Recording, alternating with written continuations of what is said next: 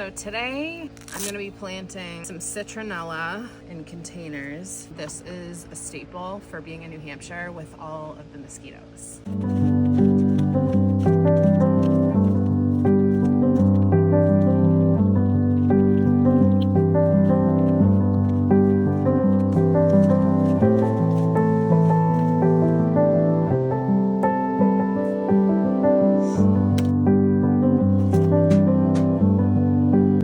Citronella plant number 1 is done.